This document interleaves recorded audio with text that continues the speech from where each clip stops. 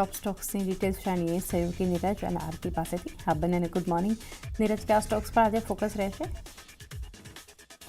જી good morning. અને સૌથી પહેલાં તો જ્યાં પરિણામો આવવાના છે અને પરિણામોના રિએક્શન છે આજે એના પર નજર કરી લઈએ, કારણ કે ગઈકાલે ગયો મહિનો હવે છેલ્લો હતો કે જ્યારે આપણને Q4ના પરિણામોને હવે અંત આવતો દેખાયો છે અને એમાં સૌથી પહેલાં ઇન્ટરગ્લોબ એવિએશન ઇન્ડિગોના પરિણામો ખાસ કરીને આવતા દેખાયા। કંપની અહીંયા નફામાંથી ખોટમાં આવી છે। જો ગયા વર્ષે લગભગ 3067 કરોડનો નફો હતો, જેની સામે 2500 કરોડની તમને અહીંયાથી ખોટ થતી જોવા મળી છે। આ ખોટ મોટે ભાગે જે અમુક ખર્ચ વધ્યા છે, ખર્ચ વધવાને કારણે તો છે જ, અમુક જે એમના વિમાનો છે ગ્રાઉન્ડેડ છે એને લઈને પણ પ્રોફિટેબિલિટી પર ઇમ્પેક્ટ આવી છે। અને બીજી તરફ M2M ફોરેક્સની અંદર, એટલે ફોરેક્સ જે વિદેશી એમના એ હોય તેની અંદર એમને મોટો લોસ થયો છે ફોરેક્સમાં, તેને લઈને ખાસ કરીને અસર આવતી જોવા મળી છે। પરંતુ જો રેવન્યુ અહીંયાથી 1.3% જેટલી વધી છે, એબિટા 67.9% જેટલા ઘટ્યા છે, માર્જિન પર પણ એક બહુ મોટો ઇમ્પેક્ટ છે। એટલે ખાસ કરીને ખાસા એવા નબળા પરિણામો અહીંયાથી આપણને જોવા મળ્યા છે। જુઓ, 3000 ફોરેક્સની ખોટ લગભગ 4880 કરોડની છે। ફોરેક્સ ઇફેક્ટ બાદ કરીએ તો એબિટા 6435 કરોડ પર અને માર્જિન લગભગ 28.7% પર રહેતા જોવા મળ્યા છે, જે પણ ગયા વર્ષની સરખામણીએ તો ઓછા જ છે। એટલે એના પર તમારે અહીંયાથી ખાસ કરીને ધ્યાન રાખવાનું છે। બીજી તરફ કંપનીએ Q1નું ગાઈડન્સ આપ્યું છે, એ ગાઈડન્સ પણ થોડુંક અહીંયાથી મિશ્ર જેવું લાગી રહ્યું છે, કારણ કે જો કોસ્ટ અહીંયાથી વધવાની પૂરેપૂરી અપેક્ષાઓ છે, પરંતુ કોઈ બહુ મોટી રિકવરીની અપેક્ષા અહીંયાથી દેખાઈ નથી રહી। અને એટલા માટે જુઓ, આજના દિવસે બ્રોકરેજ દ્વારા પણ અહીંયા થોડુંક બાયકોલ તેઓ બુલિશ થયા છે, પરંતુ તેમને હજી પણ લાગે છે કે Q1ની અંદર રિકવરી થોડીક મુશ્કેલ ભરેલી રહેશે। ગોલ્ડમેન સેક્સ બાય સાથે 5200, બેંક ઓફ અમેરિકા બાયકોલ સાથે 5100, જેફરીસ બાયકોલ સાથે 5380, કોટક મહિન્દ્રા કોટક ઇન્સ્ટિટ્યુશનલ ઇક્વિટી બાયકોલ સાથે 5400, ઇન્વેસ્ટેક સેલકોલ સાથે 4050 અને મોતીલાલ ઓસવાલ બાયકોલ સાથે 5600ના લક્ષ્યાંક અહીંયાથી ખાસ કરીને આપી રહ્યું છે ઇન્ટરગ્લોબ એવિએશન પર। એટલે એના પર એક નજર રાખવાની રહેશે। આજના દિવસે ચોક્કસથી તમને પરિણામને પગલે એક ઘટાડો શરૂઆતી જોવા મળી શકે છે, કારણ કે પરિણામો થોડાક વધારે પડતા નબળા છે। આ ઉપરાંત આવો તમે અન્ય પરિણામો પર, ગ્લેનમાર્ક ફાર્માના પરિણામો આજે આવ્યા છે અને પરિણામ ઘણા સારા છે। ગયા વર્ષે આ ક્વાર્ટરની અંદર ઓલમોસ્ટ 4.5 કરોડનો નફો હતો, જેની સામે 301 કરોડ પર નફો પહોંચતો દેખાયો છે, એટલે બહુ મોટો ઉછાળો ત્યાં છે।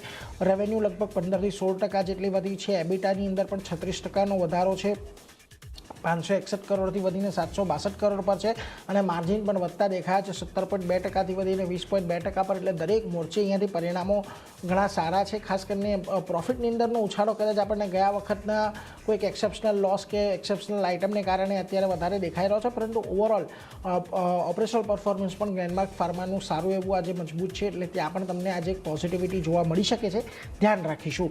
આ ઉપરાંત પતંજલિ ફૂડ્સ પરિણામો જુઓ, અહીંયાથી ટોપલાઇન સારો છે, પરંતુ ઓપરેશનલ પરફોર્મન્સ થોડુંક નબળું છે। પ્રોફિટ અહીંયાથી 46% જેટલો વધ્યો છે, રેવન્યુ 17% જેટલા વધીને 1156 કરોડ પર છે વાર્ષિક ધોરણે, પરંતુ એબિટાની અંદર 13.5%નો ઘટાડો છે અને માર્જિન 5.4% પર હતા, જે ઘટીને 4% પર આવ્યા છે। FMCGની અંદર 2890 કરોડની રેવન્યુ છે, 10%ના માર્જિન અહીંયાથી જોવા મળી રહ્યા છે। એટલે ઓવરઓલ ઓપરેશનલ પરફોર્મન્સ થોડાક અહીંયાથી નબળા છે, ધ્યાન રાખજો। આજના દિવસે અહીંયા કદાચ તમને ઘટાડા તરફી કારોબાર આવતો જોવા મળી શકે, અને ખાસ કરીને FMCG રેવન્યુ અને FMCG માર્જિન જે પ્રકારે આપણને થોડા ઘટતા દેખાયા છે એના પર નજર રાખીશું। આ ઉપરાંત તમારે ધ્યાન રાખવાનું છે આજના દિવસે NMDC સ્ટીલ પર। જો પરિણામો સારા છે, પરિણામોની અંદર અહીંયા કોઈ બહુ તકલીફ નથી, પરંતુ માર્જિન એક થોડાક નબળા રહેતા દેખાઈ રહ્યા છે। 36% જેટલો પ્રોફિટ વધ્યો છે, રેવન્યુ 62% જેટલા વધ્યા છે, એબિટા 29% જેટલા વધ્યા છે, તે છતાં માર્જિનની અંદર જુઓ 19.3% ઘટી 20% પર રહેતા જોવા મળ્યા છે, એટલે માર્જિનની અંદર ખાસ એવો ઘટાડો તમને અહીંયાથી દેખાઈ રહ્યો છે। વોલ્યુમ્સ અહીંયાથી અનુમાન મુજબના રહ્યા છે, રિયલાઇઝેશન પણ અનુમાનથી સારા રહેતા જોવા મળ્યા છે, અને આવક પણ અનુમાનથી સારી રહેતી જોવા મળી છે, એટલે એના પર એક ખાસ કરીને ધ્યાન રાખવાનું છે। જોકે તે છતાં પણ હજી બ્રોકરેજ છે થોડાક બેરિશ છે। ગોલ્ડમેન સેક્સ NMDC પર સેલનો કોલ આપી રહ્યા છે, 84ના ટાર્ગેટ આપી રહ્યા છે। ઓવરઓલ પરિણામો સારા છે, પરંતુ એક માર્જિનને લઈને થોડીક ચિંતા છે, એટલે એના પર તમારે નજર ખાસ રાખવાની રહેશે। આ ઉપરાંત NMDC સ્ટીલ એના પણ પરિણામો આપણને આવતા દેખાયા છે। અહીંયા પણ કંપની જો ખોટમાંથી નફાની અંદર આપણને આવતી દેખાય છે. 470 કરોડની ખોટની સામે 392 કરોડનો નફો છે. આવકમાં પણ સારો એવો વધારો છે. એબિટા 290 કરોડનો એબિટા ખોટ હતી, એની સામે 805 કરોડ પર એબિટા રહેતા જોવા મળ્યા છે. એટલે એના પર પણ એક ચોક્કસથી ધ્યાન રાખવાનું. ઓવરઓલ સારા પરિણામો NMDC સ્ટીલના છે. આજના દિવસે તમને અહીંયા કોઈ તેજી પણ જોવા મળી શકે છે. બીજી તરફ ઇરેડા પર નજર રાખવાની છે. પ્રોફિટ અહીંયાથી 2% ઘટ્યો છે. NII લગભગ 18%નો વધારો છે. એટલે પ્રાથમિક દ્રષ્ટિએ નંબર સારા રાખી રહ્યા છે. ઇન્ટરનલ્સ એટલા હજી નથી, પરંતુ જોવાનું ખાસ ઇરેડા પર પણ રહેશે કે કઈ રીતે ત્યાં આજે આપણને પરિણામનું રિએક્શન આવતું જોવા મળે છે. ઓવરઓલ ટોપલાઇનની અંદર થોડોક મિશ્ર છે, એટલે એના પર એક નજર રાખીશું.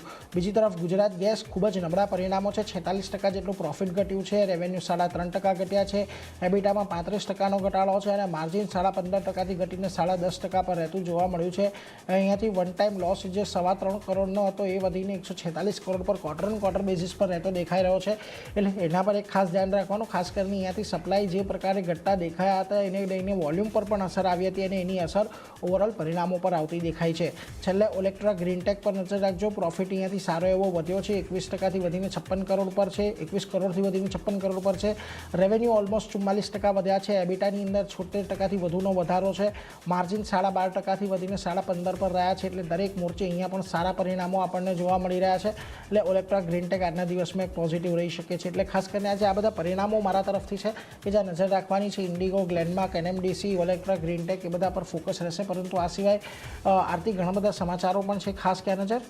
જી, એને પણ ઘણા બધા કાઉન્ટર પર ફોકસ રાખવાનું છે. શરૂઆત આપણે ટેક્સટાઇલ સેક્ટરથી કરીએ, કારણ કે આજે સરકાર તરફથી એક મોટો નિર્ણય અહીંયાથી અને લેવામાં આવ્યો છે અને રાહત ખાસ કરીને અહીંયા ટેક્સટાઇલ ક્ષેત્રને મળતી દેખાઈ રહી છે.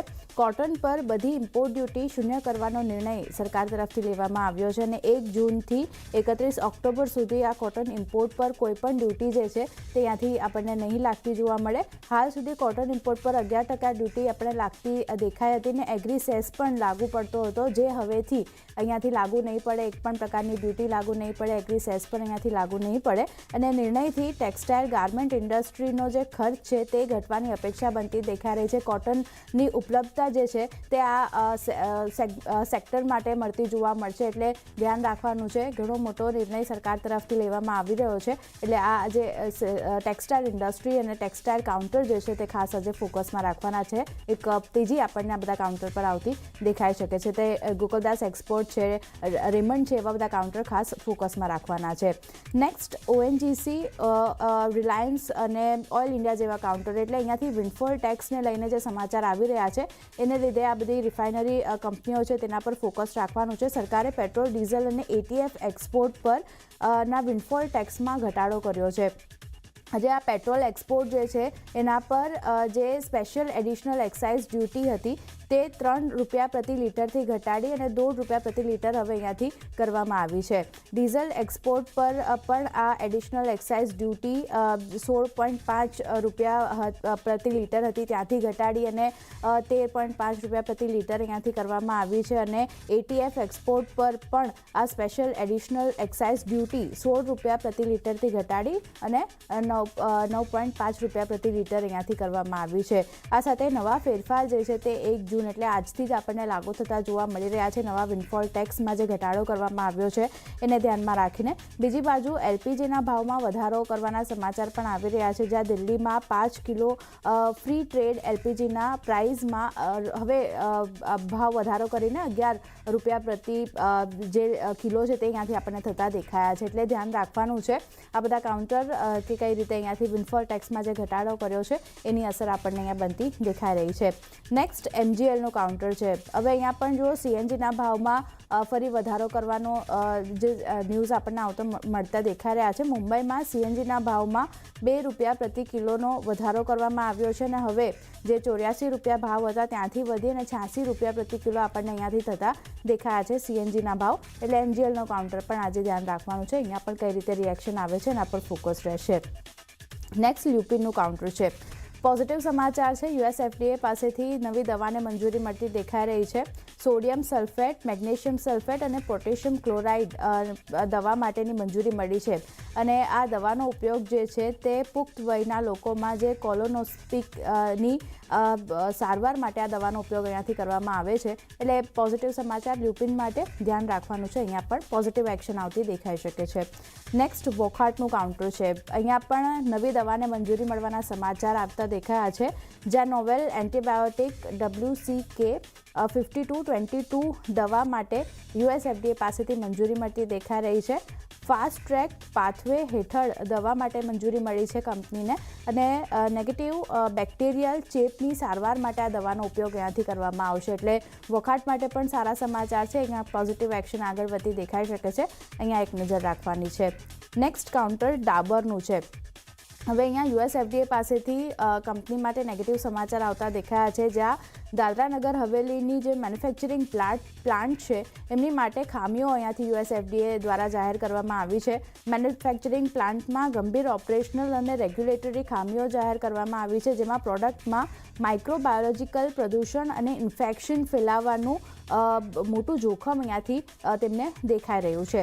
પ્લાન્ટના મેન્યુફેક્ચરિંગ અને ટેસ્ટિંગ ડેટામાં ગંભીર ક્ષતિઓ પણ આવતી દેખાઈ રહી છે, અને ઓપરેશનલ ક્વોલિટી કંટ્રોલ રેકોર્ડ્સ જે છે એમાં હેરાફેરી અથવા ખોટી વિગતો હોવાની આશંકા પણ US FDA તરફથી આવતી દેખાઈ રહી છે. પ્લાન્ટની મશીનરીનું નબળું જે મેન્ટેનન્સ છે, ગુણવત્તાને લઈને અમુક નિયંત્રણ વિભાગની ગંભીર બેદરકારીના આરોપ પણ અહીંયાથી લાગતા દેખાયા છે. એટલે ઘણા નેગેટિવ સમાચાર આવતા દેખાયા છે, પણ કંપની તરફથી સ્પષ્ટતા નથી આવી. એટલે ડાબર પર ખાસ એક ધ્યાન રાખવાનું છે કે આજે અહીંયાથી કઈ રીતે સ્ટોક રિએક્ટ કરે છે. પણ અત્યારે જે રીતે US FDA પાસેથી આ જે પ્રાઇમરી આપણને જે નિર્ણય આવતો દેખાયો છે એના પર ખાસ એક ધ્યાન રાખવાનું છે.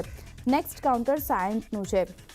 અધિગ્રહણ કરવાના સમાચાર અહીંયા આવતા દેખાઈ રહ્યા છે, જ્યાં TAO ડિજિટલનું કંપની અધિગ્રહણ કરતી જોવા મળશે, અને US સ્થિત ડેટા જે સેન્ટા ક્લેરા છે, કેલિફોર્નિયાની AI નેટિવ ડેટા અને ટેકનોલોજી કંપની TAO છે એનું અધિગ્રહણ અહીંયાથી કરવામાં આવશે. કુલ $218 મિલિયન આ અધિગ્રહણ આપણને પૂરું થતું જોવા મળશે, અને આ ડીલ કેલેન્ડર યર FY27માં આશરે 9.5 ગણા એબિટા વેલ્યુએશન પર લોક આપણને થતી જોવા મળતી દેખાઈ શકે છે. એટલે ધ્યાન રાખવાનું છે. સાયન્સ માટે એક પોઝિટિવ સમાચાર છે. કઈ રીતે સ્ટોક રિએક્શન આપે છે એના પર નજર રહેશે. નેક્સ્ટ PNC ઇન્ફ્રાનું કાઉન્ટર છે. EPC વર્ક ઓર્ડર કંપનીને મળ્યો છે, જ્યાં એરપોર્ટ ઓથોરિટી ઓફ ઇન્ડિયા પાસેથી 302.4 કરોડનો EPC વર્ક ઓર્ડર મળ્યો છે. એટલે એક પોઝિટિવ એક્શન બનતી દેખાઈ શકે છે. અહીંયા પણ નજર રાખવાની છે. NCC માટે વાત કરી લઈએ તો અહીંયા પણ કંપનીને નવા ઓર્ડર મળવાના સમાચાર આવતા દેખાયા છે, જ્યાં મે 2026 દરમિયાનની જો આપણે વાત કરી લઈએ તો કુલ 1837.01 કરોડના નવા ઓર્ડર કંપનીને મળ્યા છે. જેમાં ઓર્ડર ઇન્ફ્લોની વાત કરી લઈએ તો એમાં વોટર ડિવિઝનનો હિસ્સો લગભગ 1282.17 કરોડનો રહ્યો છે, અને બિલ્ડિંગ ડિવિઝનથી 261.42 કરોડનો ઓર્ડર કંપનીને મળ્યો છે. ઇલેક્ટ્રિકલ ડિવિઝનના હિસ્સાની વાત કરી લઈએ તો તે લગભગ 286.42 કરોડનો છે, અને ઓર્ડર્સ મુખ્ય ઇન્ફ્રાસ્ટ્રક્ચર સેગમેન્ટમાં કંપનીની અમલીકરણ પાઇપલાઇનને મજબૂત બનાવે છે. એટલે ખાસા પોઝિટિવ સમાચાર NBCC માટે. અહીંયા પણ એક તેજી આગળ વધતી દેખાઈ શકે છે. ધ્યાન રાખવાનું છે. ગોદરેજ પ્રોપર્ટીઝની વાત કરી લઈએ છેલ્લે તો અહીંયા જુઓ કંપનીએ ગ્રેટર નોઈડામાં રેસિડેન્શિયલ પ્રોજેક્ટ માટે બીડ જીતી છે. આ સમાચાર છે, અને કંપનીની પ્રોજેક્ટથી લગભગ 7,000 કરોડની આવકનું અનુમાન પણ બનતું દેખાઈ રહ્યું છે. એટલે ધ્યાન રાખવાનું છે ગોદરેજ પ્રોપર્ટીઝ. અહીંયા પણ એક એક્શન આપણને તેજી તરફની આવતી દેખાઈ શકે છે. તો ઘણા બધા કાઉન્ટર છે ચાંદની, જે નીરજે જણાવ્યા, મેં જણાવ્યા, બધા આજે ફોકસમાં રહેશે. જી, આ બધા સ્ટોક્સ આજે આપણે ફોકસમાં રાખીશું. નીરજ અને આદ્યા બધાનો આભાર અમારી સાથે જોડાઈ ટોપ સ્ટોક શેર કર્યા.